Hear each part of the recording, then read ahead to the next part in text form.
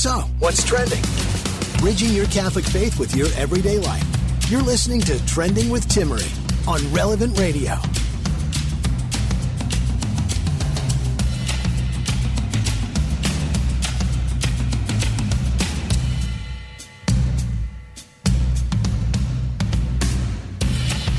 Did anyone actually pay attention to the Oscars this year? I don't think anyone did. I don't think anyone cares. I'll discuss why that is. I'll give you a little bit of a rundown of what happened. But here's the reality. It's our weekly happy hour here on Trending. You're joining me in just a little bit will be Catholic psychologist Dr. Gregory Bottaro. We'll talk about, are you holding your breath? Do you ever hold your breath? I know I do. We'll also talk about that morning prayer routine, why it's important, how you can change it up, what's necessary, and we'll take your calls. So if you have a question related to happiness, joy, life hacks, Catholic psychologist Dr. Gregory Bottaro will join us in just a little bit. Also, we'll discuss how we can't run from reality and how when we run from reality, it actually prevents us from being happy and accomplishing what we want to in the long run. But here's my question for you. What makes you laugh? I will say, I think that I don't have the best sense of humor. And here's the thing. I don't know. Maybe it's a wrong sense of humor. I'm not sure. You tell me. You know, people will show me these YouTube videos and they're like buckled over laughing hysterically, tears coming out of their eyes. And I just don't find it funny. Like, I don't even crack a smirk over it. Do I have a rotten sense of humor? Or I don't know. But I know that I do laugh at the wrong moments. But maybe not, because I'm looking into some of kind of the science of laughing. So when someone gets hurt in front of you and you really shouldn't laugh, but you end up laughing, I am one of those people. I do it. I know I shouldn't. There are some people who just look at me like, that's horrible. You should not be doing that right now. I'm sorry. Karen's schooling me right now. She's like, you shouldn't laugh when someone gets hurt. It's terrible. Okay, we'll talk about why that's actually a thing in a little bit, but my little girl started laughing about a month and a half ago, and it was the simplest little thing. She was like not even 2 months old, and I have this like giraffe that has one of those like crinkly sounds on it if you rub it, and I was just like rubbing my hand up and down the neck of the giraffe, and she was laughing hysterically. Like, could not stop laughing. And it's so cute because it's so simple to make a baby laugh. But at some point, us adults get a little too serious. And we can't laugh anymore, especially as the world is going insane. But here's something that I couldn't help but laugh at. This is just the ridiculousness of life and what we live in 2021. Patrick sent this over. He said, the Associated Press style book last year announced that you should no longer use mistress. This was published last year in their handbook. Instead, you should use words such as companion, friend, lover, even if the person is a legitimate mistress. But according to the Associated Press's Twitter and their style book, we shouldn't just assume that it's only the female that's the wrong person in these extramarital relationships. The man's guilty too. Yes, he is, but a mistress is a mistress is a mistress. And then watching the Twitter feed, some real snarky people were like, okay, we can't say mistress. We have to say friend or lover. How about this? How about concubine? How about courtesan? I mean, come on. We can get creative. If you don't want us to say mistress, we will go with the more intense words. But here's the reality. You can no longer use words that in the course of history have meant particular things. We're in the context of absolute moral relativism at its finest. That's where you define your reality, I define mine. But even those things that are so-called true, you can't say because that's offensive. The culture, the woke culture, has now put morality on words, and that's our new religion. Hate speech. Can't do that. It's the worst possible thing you could do according to, I guess you could say Associated Press would probably say that. And when I saw this, I laughed. Why? Because at a certain point, we have to. It's ridiculous. And I think that this is the challenge. We're at a point in history where there's so many intense things going on. Even comedy can be trashy and it becomes political and you just get sick of it. And it gets so raunchy. But laughter still matters. And how can we bring this back to our lives? Listen, here are some benefits of laughing. Here are some neuroscience hacks. And it's phenomenal. Laughter actually decreases stress. It decreases the stress response in the body, both physically and emotionally, therefore impacting you psychologically, because it impacts a decrease in cortisol levels. That's your stress hormone. It can enhance physical well-being. I'll get to that in a second. And it regulates serotonin. It can work like an antidepressant tries to work, but it works naturally. It increases your heart rate, increases your blood pressure. It actually boosts your immune system and changes your breathing. Again, we're going to discuss a little later on some breathing activities, because I know I am definitely bad and guilty about holding my breath at times. But here's the thing, it's fascinating. So it does all of this because it activates multiple areas of your brain. It's got it firing the cognitive processing, the social processing, motor controls, emotion. Laughter helps you think. In fact, it helps you think to the extent that it helps you in noticing, if you know how to laugh, incongruities in something that's being said to you or done. It helps you laugh because it helps you to recognize absurdities. You see, I think laughter is a challenge for us as human beings to laugh at what should be laughed at. But I think we've lost a sense of what should be laughed at. And maybe I'm not just someone with a bad sense of humor. Maybe I just think stupid things are stupid and they're not funny. I'll go with that. But I definitely could laugh more.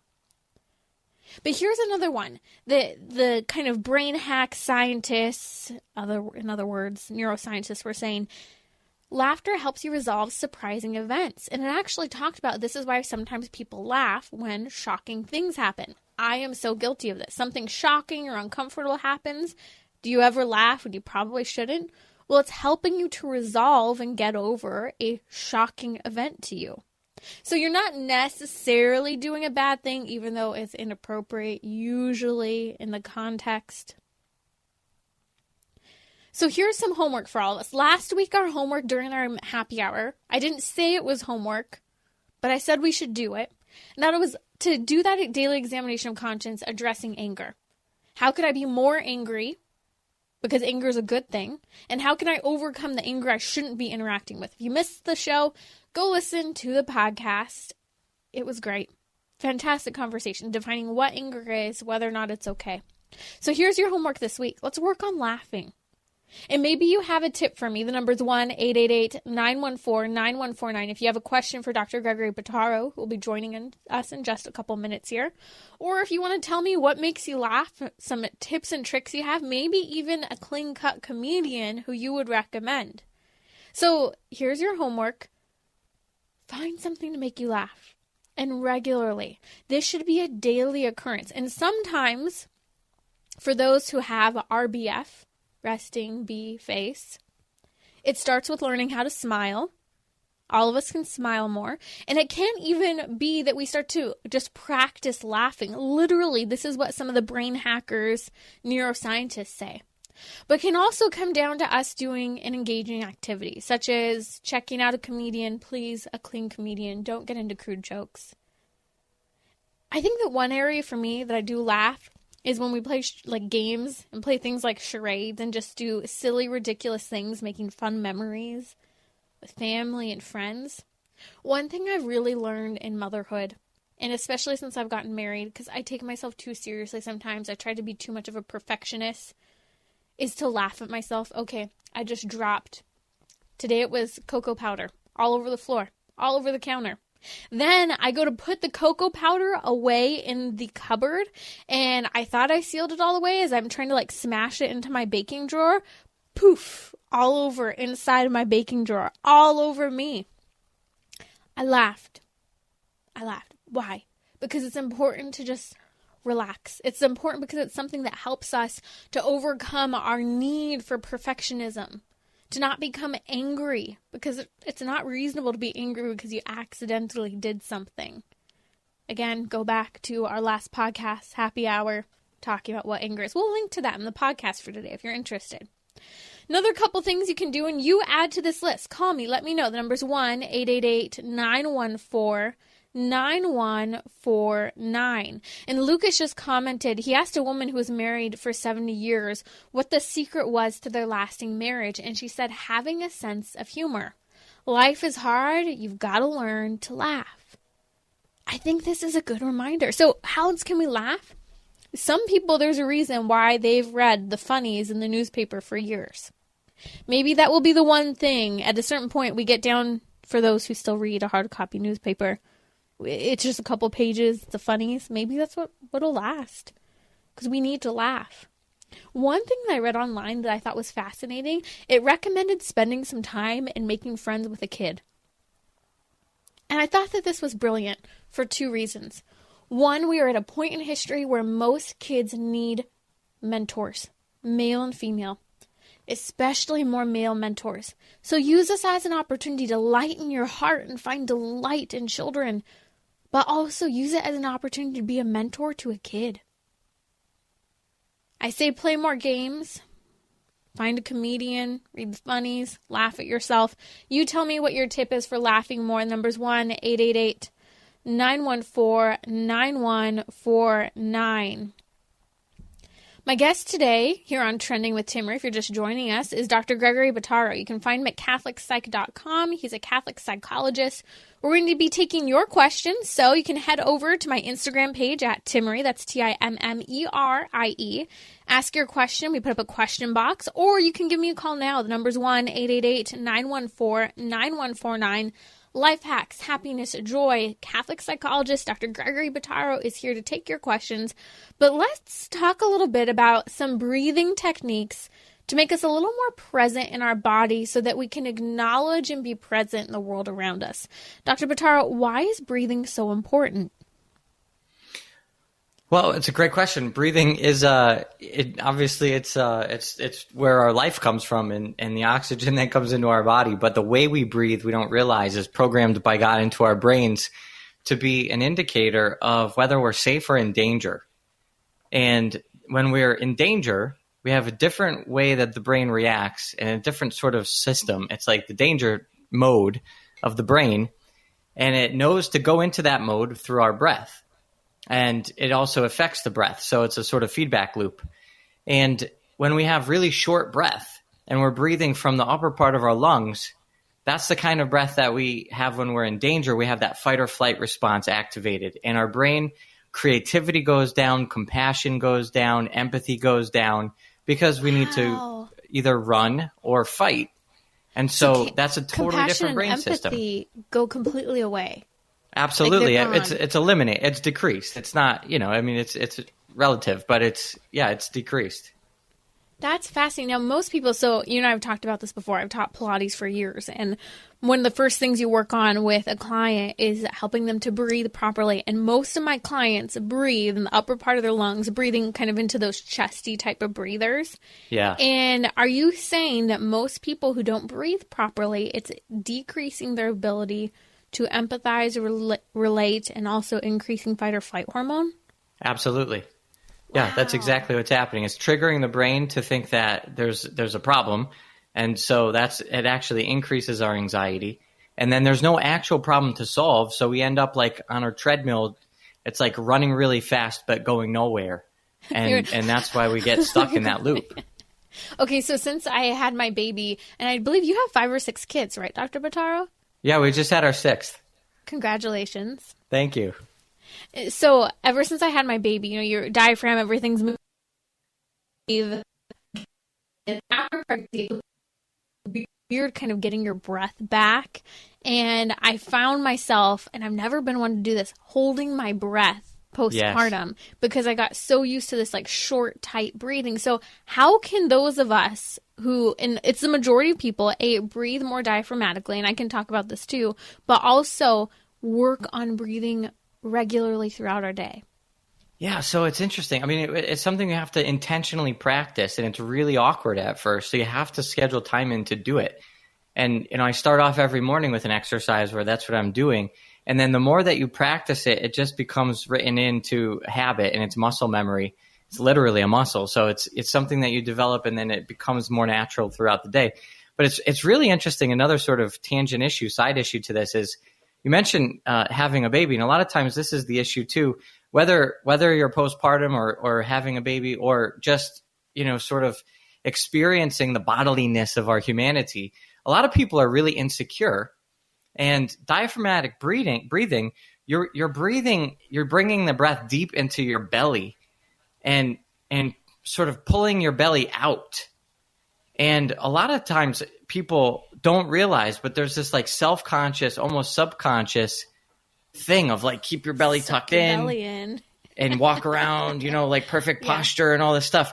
And that actually makes us breathe from the chest more as well. So it's a self-acceptance and self-compassion, where we start off loving ourselves in our own bodies, loving our own bodies, and then realizing like God made these bellies to expand when we're pulling breath deep into the bellows, and bringing in the breath, and then pushing it out and contracting, and that's how we actually breathe the most healthy way and operate at our best.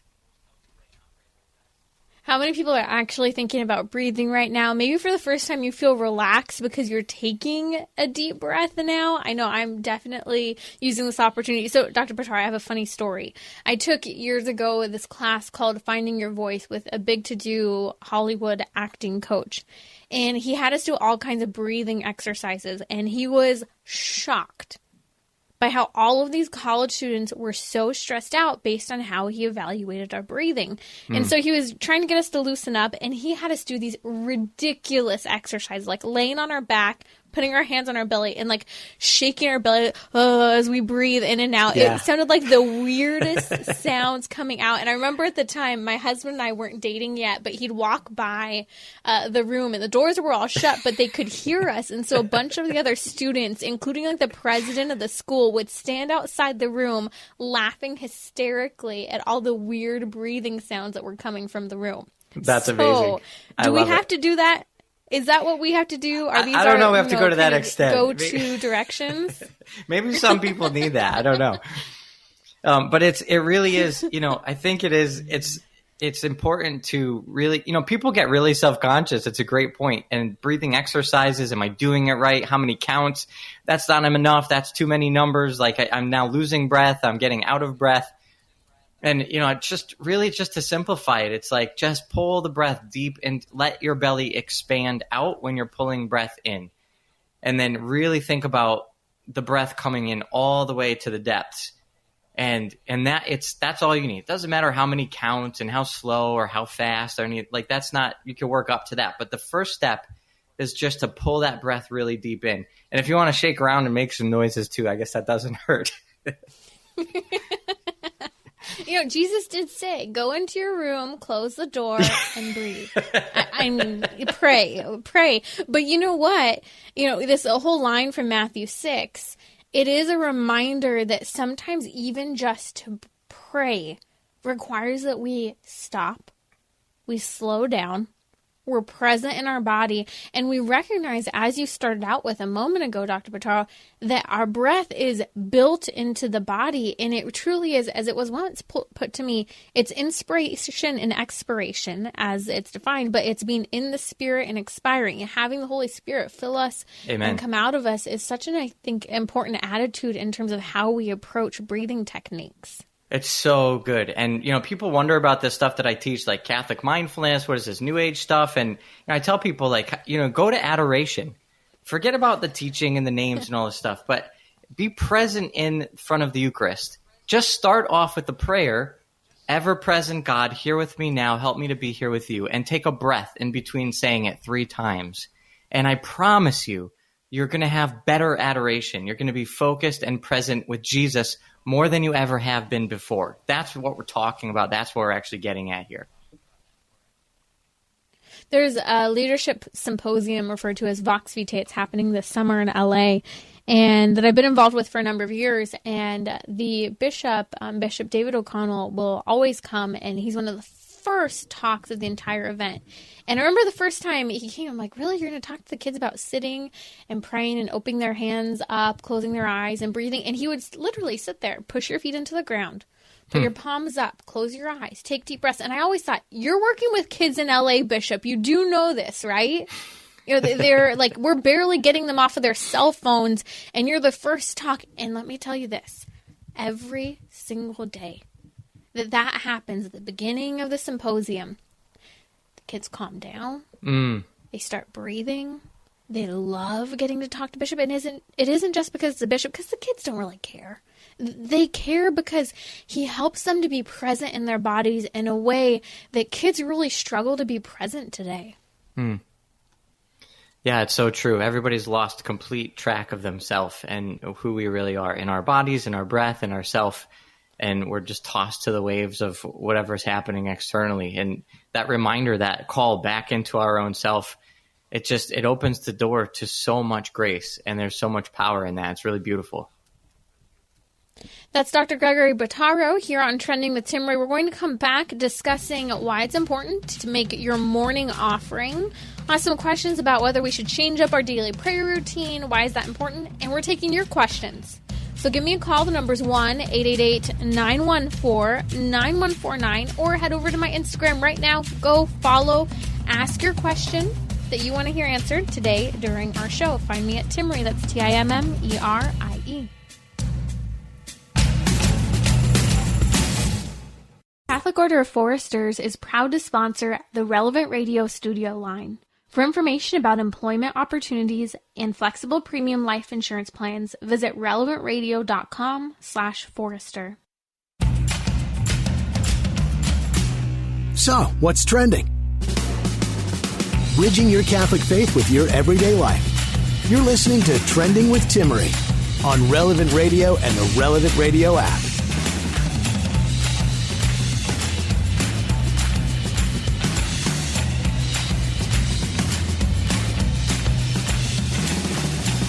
You're listening to Trending with Timmerie during our weekly happy hour. Coming up, we'll discuss why we need to face the reality, not run from it, be courageous, and be joyful, even in the midst of the challenges of life. We'll also discuss the Oscars. I didn't watch it. Did you?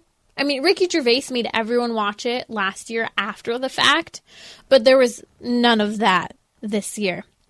Joining me now is Dr. Gregory Bottaro. He is a psychologist. You can find him at catholicpsych.com. And we're going to talk about morning prayer routine. But Dr. Bottaro, there's a question that came in from Brittany that I think is very relevant. So many of us are in secular environments when we work. And so her question had to do with relating the issue of mental health to faith within the context of a secular setting. Do you have any tips for bringing faith into a secular setting when addressing mental health?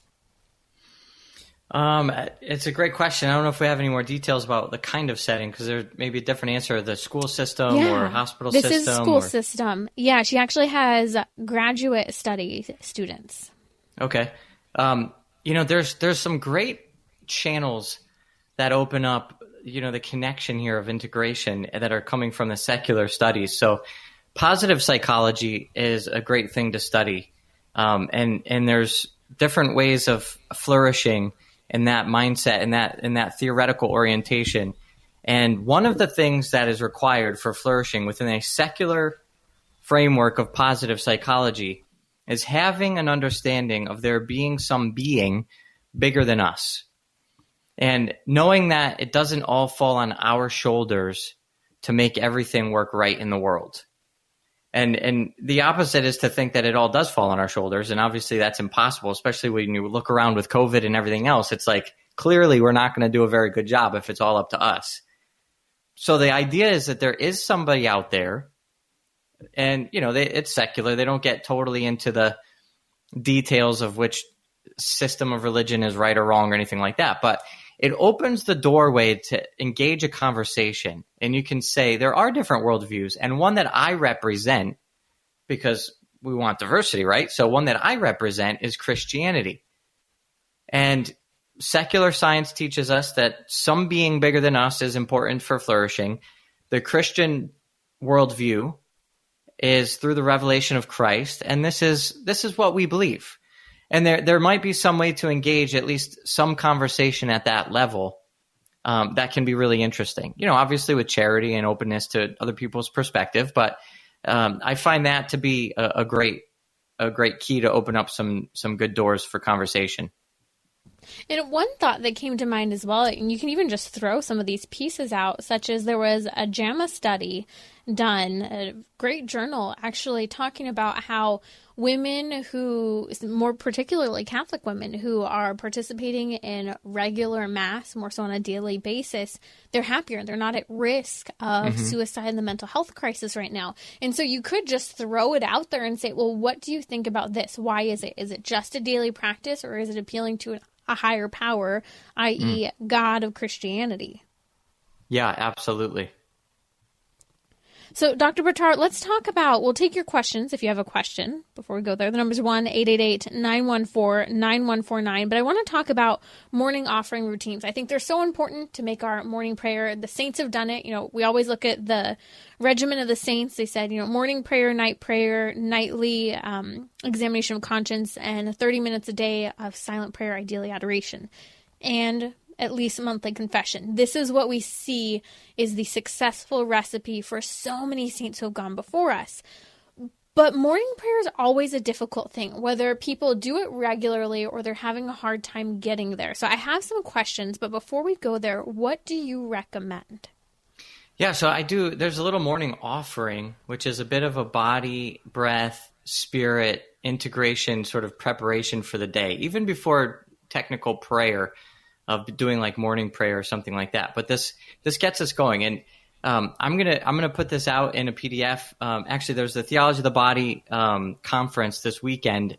There's a link in my Instagram bio for if you want to sign up for that. And I'm gonna have this in a PDF form if you're interested in it, you can download it there. But this gets us oriented for the day. And study after study shows how much this works and how well this works. But basically, we want to start off, and do you want me to kind of just give you the steps real quick here of what I actually do? Yes, please. Let's walk through it. Okay, so, you start off in the morning, and this could be first thing. I usually tell people to change your perspective a little bit. So set your alarm, jump out of bed when your alarm goes off. Get the miracle minute in there. And Leap. Do it. Yep, just do it. No And what I tell people is get out of your bed and just sit on your floor next to your bed. Something that you never would do otherwise. Or kneel, right? Different perspective. Yeah, exactly. But this way you're sitting and you're just, getting comfortable in a sitting position and then doing some of those breaths that we were talking about. Deep breaths into the belly. And in between breaths, saying, ever-present God, here with me now, help me to be here with you. And then taking a deep breath. Do that 3 times. And you put your hands over your chest, and you can feel the breath going into your chest, past your hands, into your belly, and then exhaling out again. And then we do a couple of things in this position. There's first a practice of gratitude.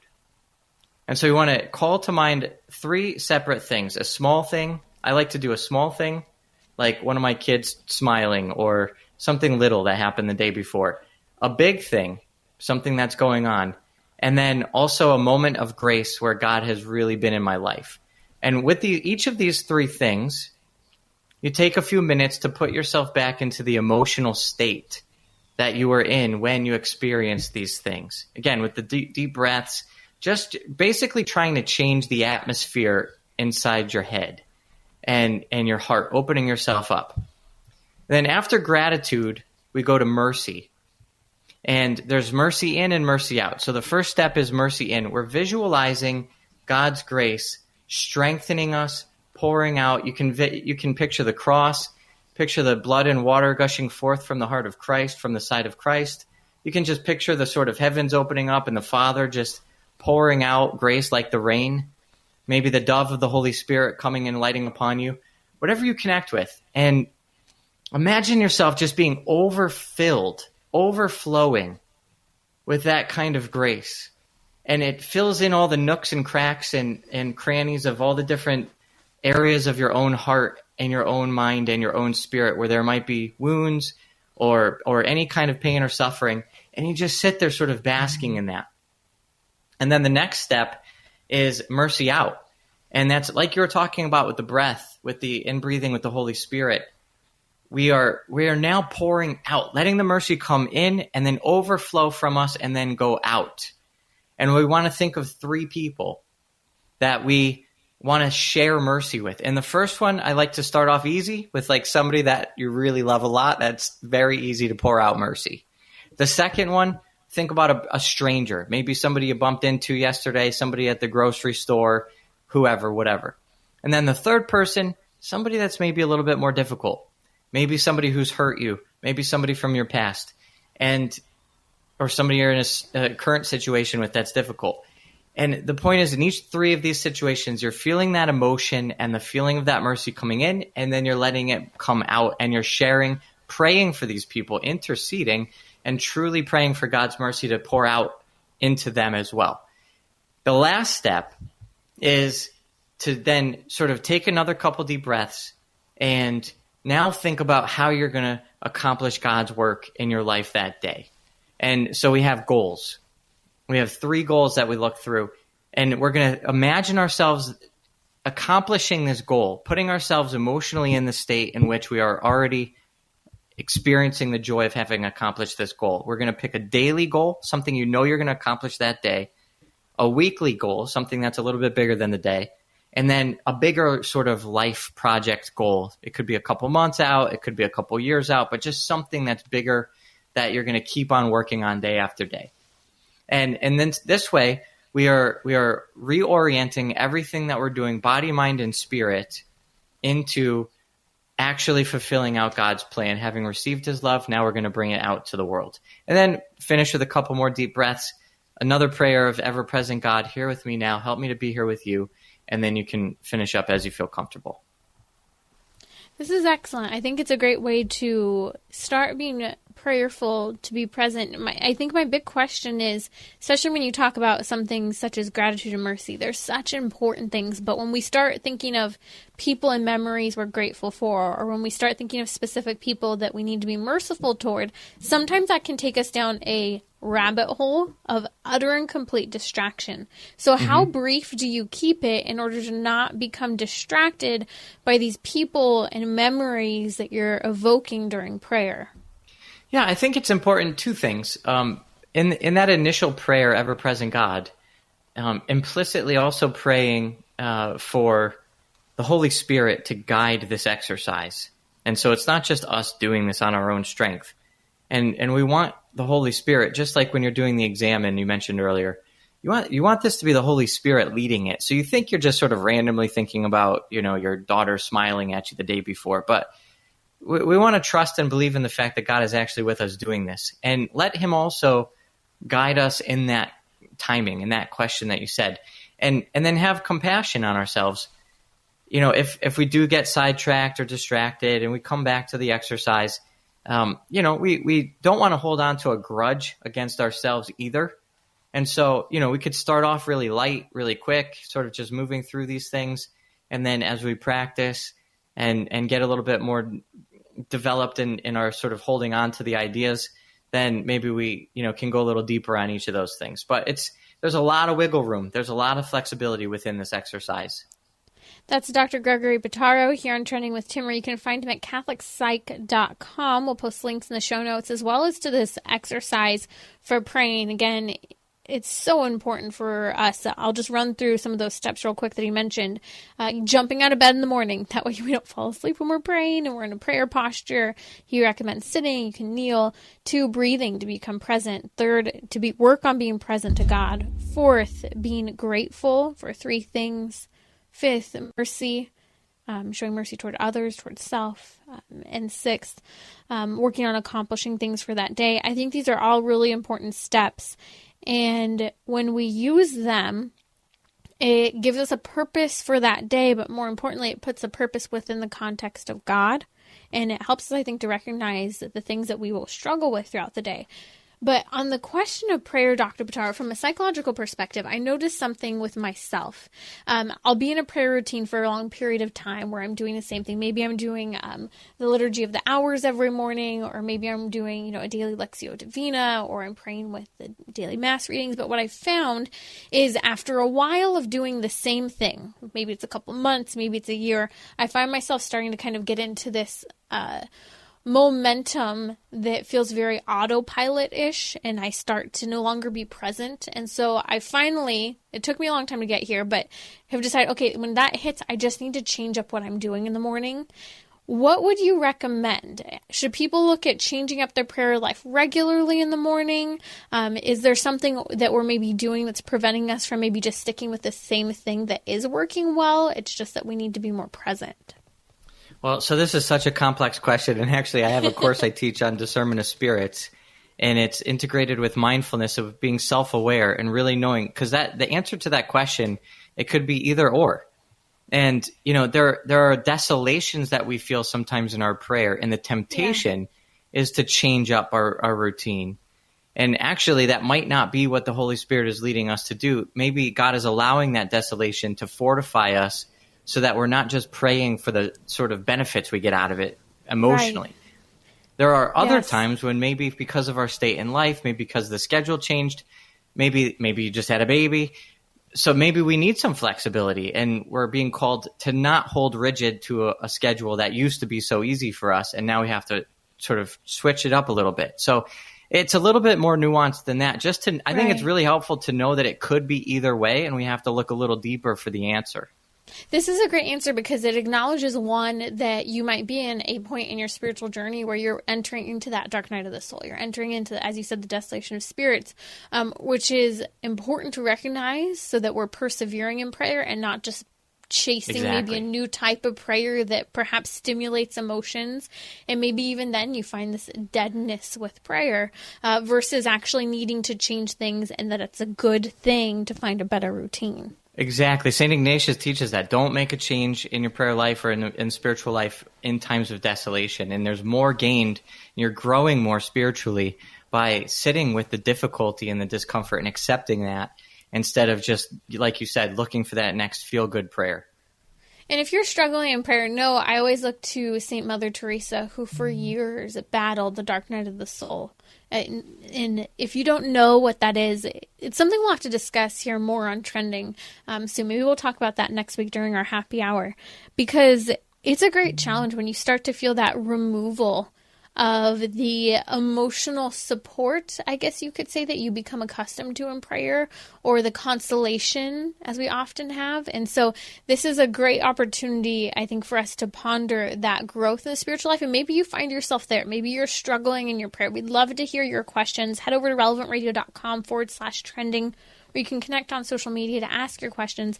That's been Dr. Gregory Bottaro here on Trending with Timmerie. Find him at catholicpsych.com along with information to his conference, books, and programs. We've also tagged him on social media. I'll be right back to talk about why I didn't watch the Oscars and why you probably didn't either. We'll also discuss the importance of not running from the difficult things in life.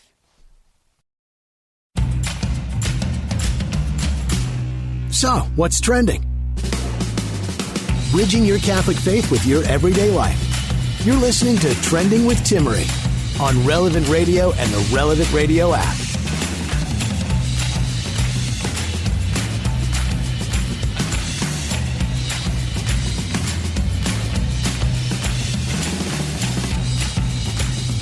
Apparently, Hugh Jackman was pretty worked up, yelling at the TV over Tyler Perry's stirring 2021 speech that, we all just need to find the middle ground. We all just need to stand in the middle. That's where we will all find the kumbaya in the world. In fact, just listen to a little bit of his speech here. My mother taught me to refuse hate. She taught me to refuse blanket judgment. And in this time, and with all of the internet and social media and algorithms and everything that wants us to think a certain way, the 24-hour news cycle, it is my hope that all of us would teach our kids, and not only to remember, just refuse hate. Don't hate anybody. I refuse to hate someone because and they on are and Mexican on and on and on. Here we go. We're going to go with the litany of everyone you shouldn't hate, which we agree with, right? But the problem is that we're getting yet another lecture from another actor at the Oscars. And this is, my friend, why no one watches the Oscars. They're sick of the political lectures, the virtue signaling, and the shaming that occurs.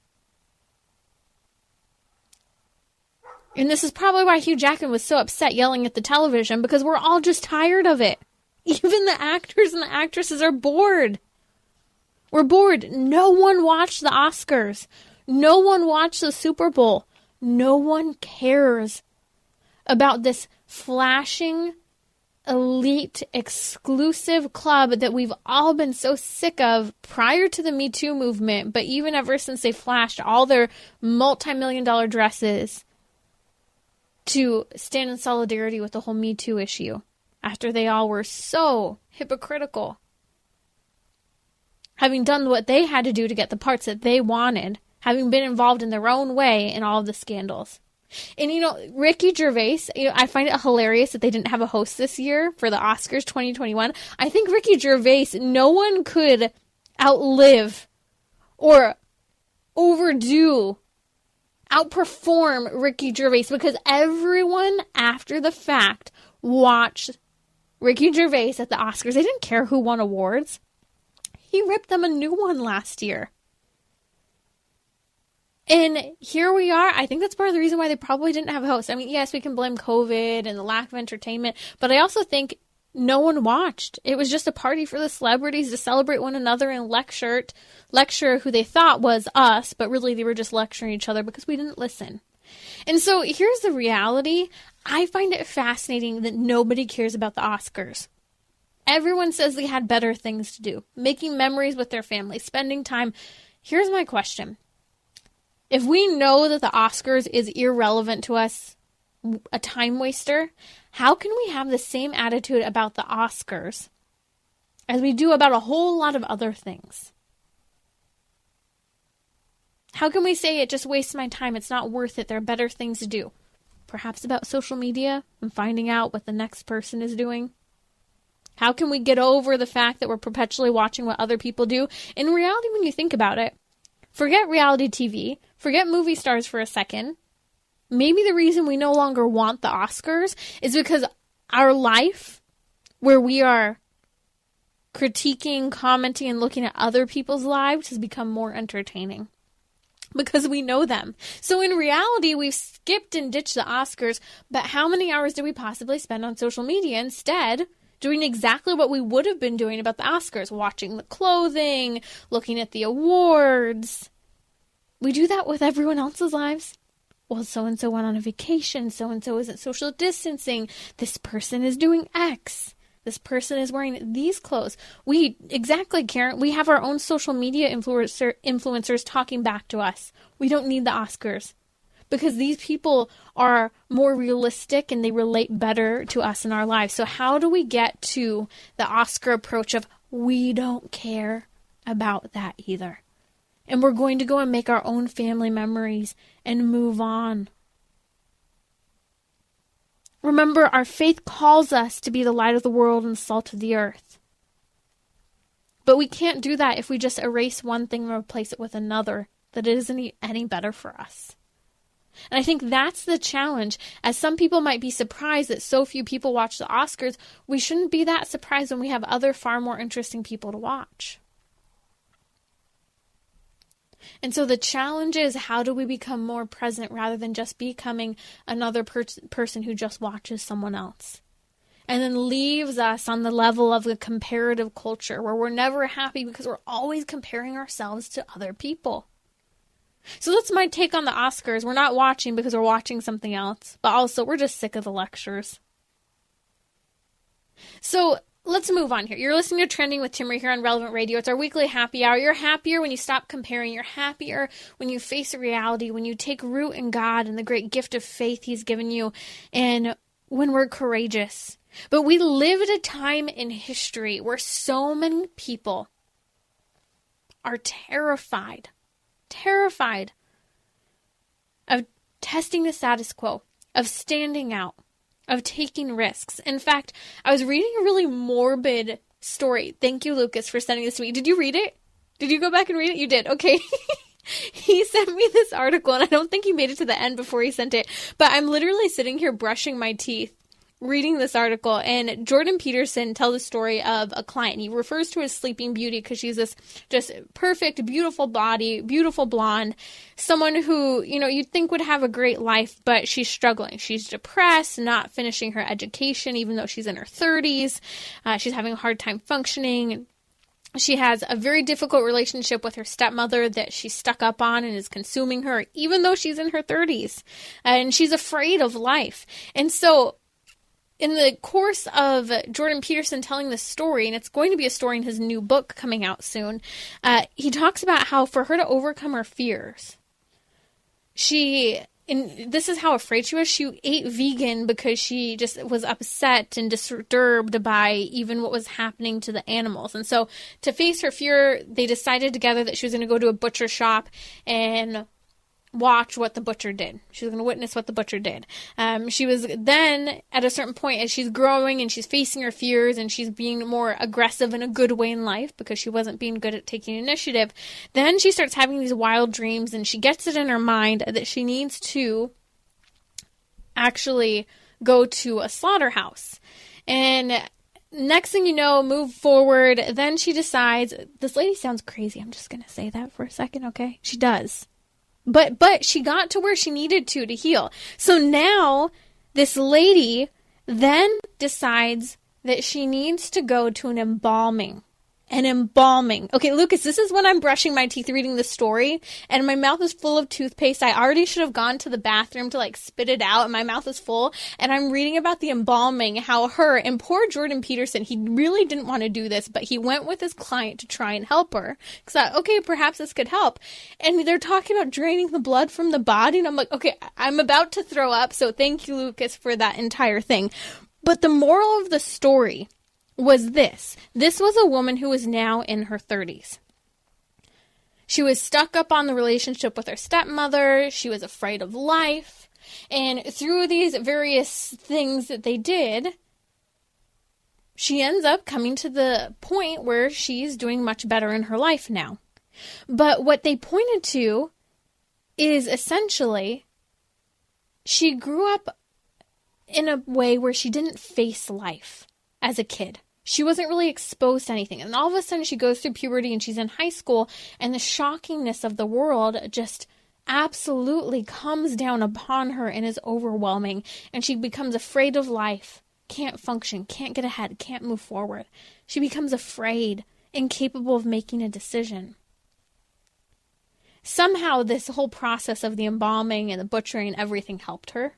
And I think part of the reason why it helped her is because it helped her to confront life and death.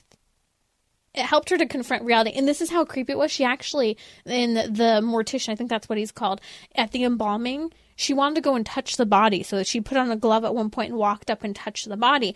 And it was really freaking me out reading this, but I actually get it. There's a reason why Jordan Peterson's telling this story.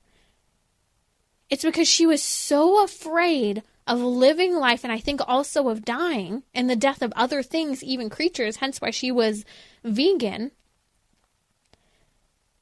that she was afraid to move in life. Well, this is what happens when we don't have a proper approach to life and death. God is the author of life and death. Faith helps us to have perspective with regard to living and dying. There is a reason that baptism is a death to self. It is a rebirth in God, because if we try to do everything by ourselves, we will be miserable. So sure, she may have had a sheltered life and wasn't helped with moving forward into adolescence, moving through the shockingness of hormones and puberty and making responsible decisions. But in reality, maybe the problem was that she was never given faith. She was never given a proper context of life and death. And the only way she could find it, the only way she found it was by literally confronting death face to face. And Jordan Peterson even talks about how at one point she put her hand on that dead corpse and she was taking deep breaths. It was like a moment of meditation for her. And I'm thinking, this girl's creepy crazy. But no, I think she was actually confronting for the first time, it's okay to die. But what she was missing, what she was deeply missing perhaps, was that The only way we can confront the realities of life, whether it's death, whether it's the challenges of an education program that we're struggling through and taking years to finish, whatever that fear, that mountain is for us, we need God. Those three theological virtues of faith, hope, and love are so important, infused in us by grace. Faith helps give us purpose. Hope helps us to understand we have a place, we have a home with God. And again, that faith, that purpose in God, being with God. And love helps us to see others, first God, those around us, but also to see ourselves in the proper context as a creature before the Creator. We have to become courageous, but only become courageous because God is good. He has a plan in store for us, and He's calling us to what is good in life. He's calling us to thrive. He's calling us to choose joy, because He is the source of all and the end of all being, and we don't have anything to worry about if we are rooted in God, even when the challenges of life come upon us. You're listening to Trending with Timmerie. Thanks for joining me during our weekly happy hour. Go listen to the podcast at relevantradio.com/trending. Subscribe and share your favorite episode. Maybe it was this one by texting it to a friend. I'll see y'all tomorrow.